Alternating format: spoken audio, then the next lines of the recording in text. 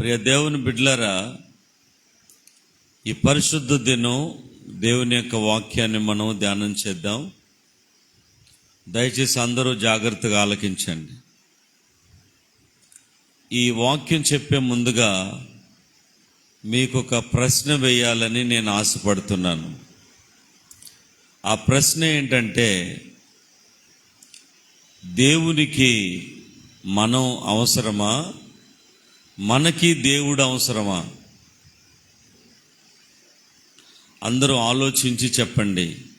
దేవునికి మనం అవసరమా, దేవుడికి మనం అవసరమా, మనకి దేవుడు అవసరమా? చెప్పండి చెప్పండి అందరూ. మనకి దేవుడు అవసరం. దేవుడికి మనం అవసరమో? మనం ఏందండి, మనం ఎంత? మనకంటే గొప్పవాళ్ళని దేవుడు క్షణంలో పుట్టిస్తాడు. దేవుడికి మనం అవసరమో లేదు. కొంతమంది దేవుడికి మేము అవసరం అన్న ఫీల్ అవుతున్నారు. మరి వాళ్ళని అమాయకులు అనాలో, జ్ఞానం కలిగిన వాళ్ళు అనాలో, ఏమనాలో నాకు అర్థం కావటంలే. దేవుడికి మనం అవసరం లేదు. ఆయన ఏమన్నాడు ఒక చోట, వీళ్ళు గమ్ముగా ఉంటే రాళ్ళు కేకలేస్తే అన్నాడు. అక్కడికి రాళ్ళకి నోరెక్కడిది, నాలుకలు ఎక్కడి, పెదాలు ఎక్కడి?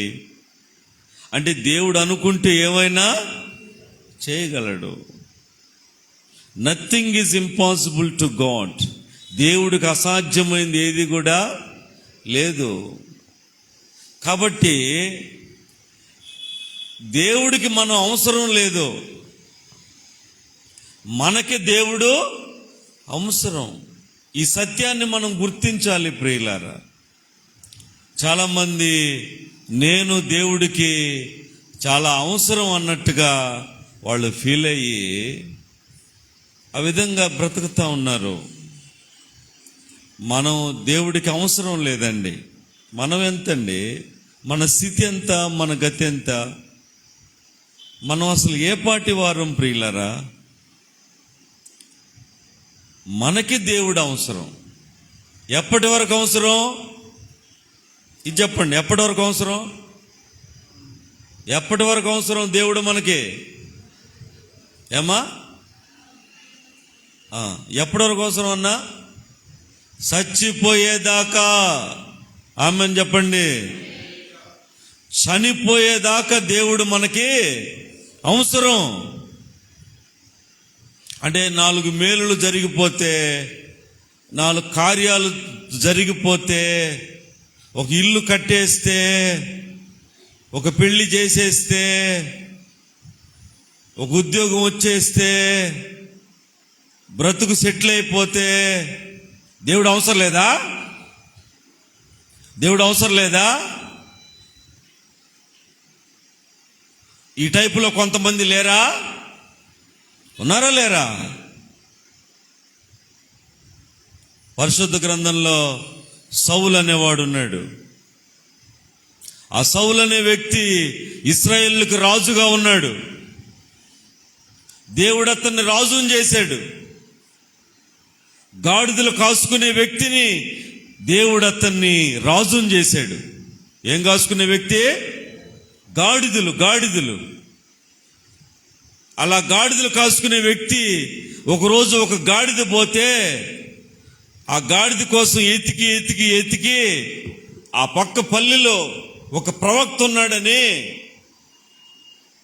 ఆ ప్రవక్త దగ్గరికి పోతే ఈ గాడిద ఎక్కడుందో చెప్తాడని అతను ఆ ప్రవక్త కాడికి పోయాడు. ఆ ప్రవక్త కాడికి అతను పోతా ఉంటే, ప్రవక్త దగ్గరికి ఎదురు వస్తా ఉంటే దేవుడు ఆ ప్రవక్తతో మాట్లాడుతున్నాడు. ఇశ్రాయేలుకు ఏలువాడు ఇతనే చెప్పు, ఇశ్రాయేలు ఏలువాడు ఇతనే చెప్పు. అప్పుడు అతను చెప్తున్నాడు, అయ్యా ఇశ్రాయేలు ఏలువాడు నువ్వేనంటని.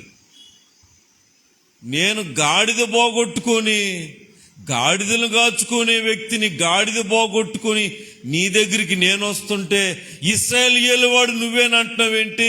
అవును నువ్వేనంట, దేవుడు చెప్తున్నాడు. మరి ఇట్లాంటి వ్యక్తిని దేవుడు ఎన్నుకుంటే అతను మేలులు జరిగిన తర్వాత దేవుణ్ణి మర్చిపోయాడు. అంటే అతను అనుకున్నాడు, నేను ఇక రాజునైపోయినాను, ఇక నాకు దేవుడు నాకు అవసరమో లేదనుకున్నాడు. ఫస్ట్లో భలే మాటలు మాట్లాడాడు. నేను ఏ పాటి వాడినయ్యా, నేనెంతటి వాడినయ్యా, అసలు నా స్థితి ఏమిటి, నా గతి ఏమిటి, నాకంటే 10 మంది అన్నలు ఉన్నారు. ఇది అతను గోత్రం 12 గోత్రాల్లో నాకంటే 10 గోత్రాలు పైన ఉన్నాయి. అన్నలు వాళ్ళ పిల్లలు బలవంతులు, నేను చివరి వాణ్ణి, నేనే పాటి వాణ్ణి, బెన్యామీను గోత్రపు వాణ్ణి నేను. నాకంటే పైన పెద్దోళ్ళు ఉండారు, వాళ్ళ పిల్లకాయలు అందరూ బలంగా ఉండారు, నన్ను ఎన్నుకున్నావు నువ్వు, నేనే పాటి వాణ్ణయ్యా అని చాలా పెద్ద మాటలన్నీ మాట్లాడాడు. కానీ రాజు అయి సెటిల్ అయిన తర్వాత దేవుని మర్చిపోయాడు. అంటే ఏంది? అతను అనుకున్నాడు, దేవుడితో నాకు ఇక అవసరమో, దేవుడితో నాకు ఇక అవసరమో. ఈనాడు చాలా మంది ఆ విధంగా ఉన్నారా లేదా? ఇల్లు కట్టేశాం, దేవుడితో నాకు ఇంకేం అవసరం. పెళ్లి చేసేసాం, దేవుడితో నాకు ఇంకేం అవసరం. ఉద్యోగం వచ్చేసింది, దేవుడితో నాకు ఇంకేం అవసరం. ప్రియ దేవుని బిడ్డలారా, దేవుడితో చనిపోయేదాకా మనిషికి అవసరం ఉంది. అనుక్షణము దేవుడితో అవసరం ఉంది, అనుదినము దేవుడితో అవసరం ఉంది. దేవుడికి మనతో అవసరమో లేదు. మనం ఎంత, మన బ్రతుకులు ఎంత అండి, మన స్థితి ఎంత? అతను అనుకున్నాడు, ఇక నాకు దేవుడితో అవసరం లేదని హ్యాపీగా బ్రతికాడు, ఇష్టం వచ్చినట్టు బతికాడు. మన దేవుడు ఏం చేశాడు మీకు తెలుసా? వినండి. మన దేవుడు ఏం చేశాడు మీకు తెలుసా? రెప్పపాటులో అతనికి ఊస్టింగ్ ఇచ్చి దావీదుకి పోస్టింగ్ ఇచ్చాడు. ఆమెన్ చెప్పండి. కనురెప్పపాటులో అతనికి ఊస్టింగ్ ఇచ్చాడు. అంటే అతన్ని తీసేశాడు, అందులోంచి రాజు నుంచి తప్పించేశాడు. దావీదనే ఒక పొట్టివాడు, దావీదు పొట్టివాడు, సౌలు ఎత్తైన మనిషి, దావీదు పొట్టివాడు. అందుకనే వాళ్ళ నాన్న ఏం చెప్పాడు? అయ్యా నువ్వు పొట్టివాడివి, నీకంటే మీ అన్నలు బలవంతులు, కాబట్టి వాళ్ళు సైనికులుగా పోతారు. ఆ రోజుల్లో ఉద్యోగం అంటే సోల్జరే, ఇకేం ఉద్యోగాలు ఏం లేవు ఆ రోజుల్లో. బర్రెలు కాచుకోవాలి, గొర్రెలు కాచుకోవాలి, లేదంటే పొలం పండించుకోవాలి, లేదంటే ఆ యొక్క గొర్రెలు బొచ్చు అమ్ముకోవాలి, లేదంటే సోల్జర్గా పోవాలి. అంతకు మించిన ఏం ఉద్యోగాలు ఉన్నాయి? కాబట్టి వాళ్ళ అన్నోళ్ళందరూ సోల్జర్స్గా పోయారు, సైనికులుగా పోయారు. నువ్వేమో పొట్టివాడివి, నీకేమి చేత కాదు, నువ్వు అంత ఎత్తులేవు, ఏమి లేవు, కత్తెట్ట నువ్వు తిప్పతావు, ఏం చేస్తావు, కాబట్టి అదిగో ఆ గొర్రెలన్నా కాచుకు బతకమన్నాడు. కానీ మన దేవుడు అతన్ని రాజుగా చేశాడు. ఆమెన్ చెప్పండి. ప్రియ దేవుని బిడ్డలారా, దయచేసి వినాలి. దేవుడితో మనకి అవసరాలు చాలా ఉన్నాయి. అప్పుడే ఇల్లు అలకంగానే ఈ పండగ అన్నట్టుగా మనం ఏదో కొన్ని మేలులు మనకి జరగంగానే తలెగరేసేసి ఇక మనకి దేవుడితో అవసరం లేదన్నట్టుగా బతికితే అది భక్తి జీవితం కానే కాదు. ఈరోజు బొవ్వ నోట్లో పోతుందంటే ఆయన దయ. ఈరోజు మన ఇంట్లో క్షేమంగా నిద్రపోతున్నామంటే ఆయన దయ. అనుదినం అనుక్షణం ఆయన దయ వల్ల మనం బ్రతుకుతున్నాం. మనం ఏదో 4 కాణులు చేతుల్లో మెదలుతున్నాయని దేవుడితో మనకు అవసరం లేదని అనుకుంటే అది బుద్ధిహీనత ప్రియులారా. అందుకని ఈరోజు దేవుడు మనతో మాట్లాడుతున్నాడు. దేవుడితో మనకు అవసరం ఏమాత్రం లేదు. మనకి దేవుడితో చాలా అవసరం ఉంది, అనుక్షణం అవసరం ఉంది, అనుదినం అవసరం ఉంది, చనిపోయేదాకా అవసరం ఉంది. మరి ప్రియ దేవుని బిడ్డలారా, ఆయనతో మనకింత అవసరం ఉన్నప్పుడు ఆయన్ని సంతోషపరచాలా, బాధ పెట్టాలా? ఇది చెప్పండి. ఆయనతో మనకి ఇన్ని అవసరాలు ఉన్నప్పుడు ఆయన్ని సంతోషపరచాలా, ఆయన బాధ పెట్టాలా? మరి ఆయన బాధ పెట్టి, ఆయన క్షోభ పెట్టి, ఆయన సంతాప పెట్టి, ఆయన మనస్సులను గాయపరిచి మళ్ళీ ఆయన మన అవసరాలకు ఆయన దగ్గరికి పోతే ఆయన తీరుస్తాడా? దయచేసి ఆలకించండి. దేవుడితో మనిషికి నిత్యం అవసరం ఉన్నప్పుడు ఆ దేవుణ్ణి మనిషి ఏం చేయాలి? నిత్యము సంతోషపరచాలి. దేవుణ్ణి సంతోషపరచడం అంటే ఏదో పానకమో లేకుండా ఇంకేదో ఆయనకి తెచ్చి ఇట పెట్టడం కాదు. మన ప్రవర్తన సరిగా ఉండాలి. ఆమెన్ చెప్పండి. మన ప్రవర్తన బాగుండాలి. దేవుని యందు భయభక్తులు కలిగి ఉండాలి. దైవజనుడి మాటకు లోబడాలి, ఉపదేశానికి లోబడాలి. దేవుని యందు విశ్వాస పాత్రులుగా ఉండాలి. ఆ విధంగా దేవుణ్ణి మనం సంతోష పెట్టాలి. అప్పుడు దేవుడు మన ప్రతి అవసరతలను ఆయన తీరుస్తాడు. ఎందుకంటే దేవుడితో మనకు అవసరం ఉంది. ఊరుకోండి పాస్టర్ గారు, దేవుడితో మనకు అవసరం ఉందంటున్నారు, మరి మిగిలిన వాళ్ళంతా ఎట్ట బతుకుతున్నారు? మరి వాళ్ళు ఈ విధంగా లేరు కదా, వాళ్ళు ఎట్ట బతుకుతున్నారు? అవును, అందరూ బతుకుతున్నారు, కానీ మనకి వాళ్ళకి తేడా ఉంది. వాళ్ళు పడితే డమాల్, మనం పడినా పైకి లేస్తాం. ఆమెన్ చెప్పండి. వాళ్ళు బతుకుతున్నారు, మనం బతుకుతున్నాం, అందరూ బతుకుతున్నారు, కానీ వాళ్ళు పడితే తిరిగి లేసేది లేదు. కానీ మనం పడితే ఖచ్చితంగా లేస్తాం ప్రియులారా, ఖచ్చితంగా మనం లేస్తాం.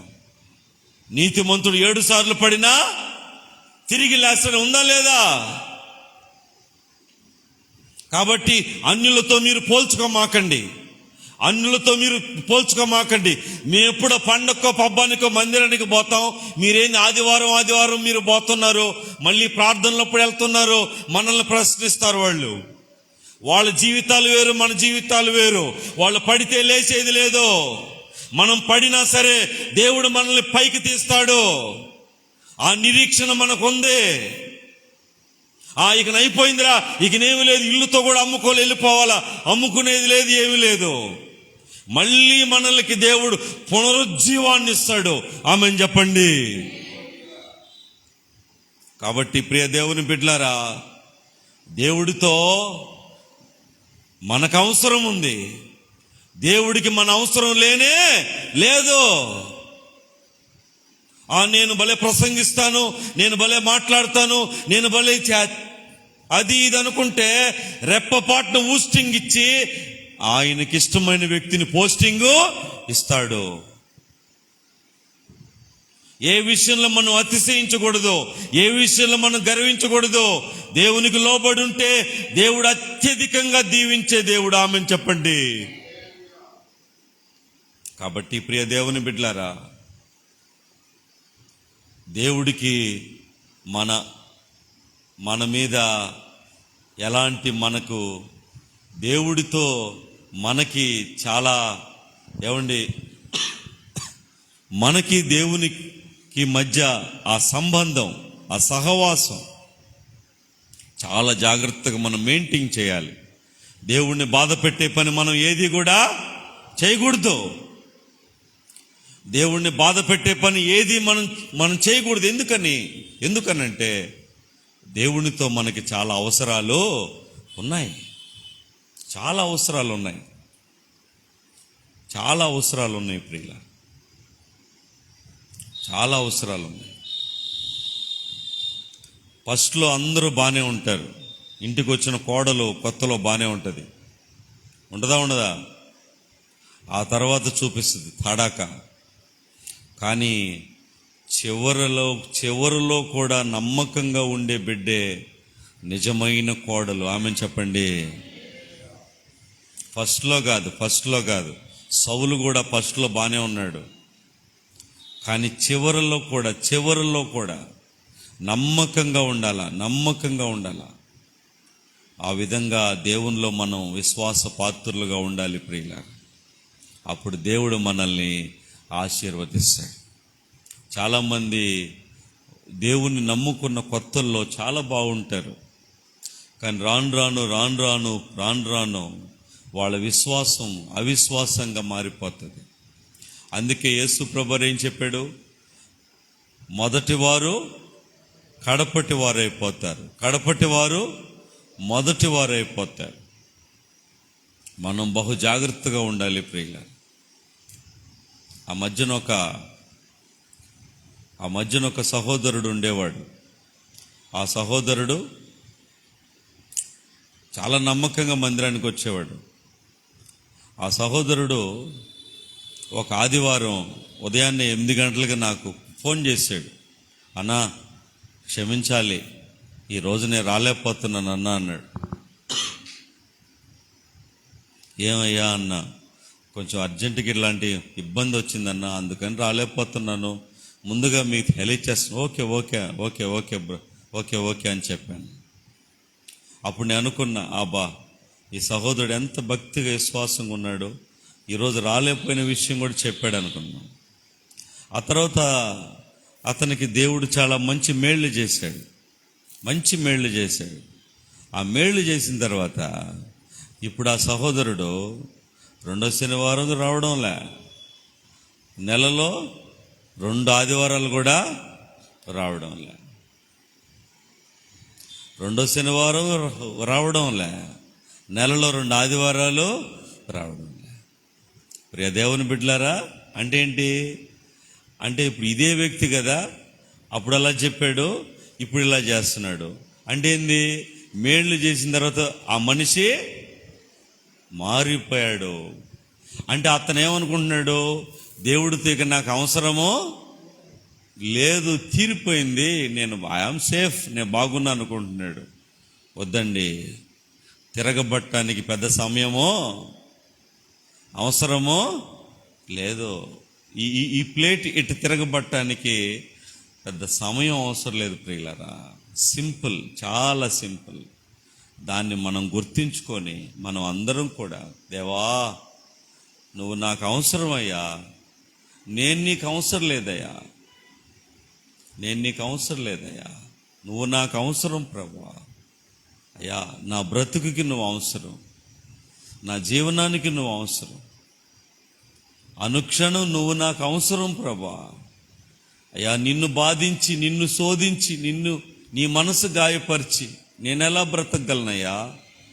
నిన్ను సంతోషపరిచే పనులు నేను చేస్తానయ్యా, నిన్ను మహింపరిచే పనులు నేను చేస్తాను ప్రభా, నీకు ఇష్టపడే పనులు నేను చేస్తానయ్యా అని మనం తీర్మానం చేసుకొని మనం ఆ విధంగా మనం నడవగలిగితే దేవుడు మనల్ని ఖచ్చితంగా ఆశీర్వదించి అనుక్షణం ఆయన కాపాడుతాడు.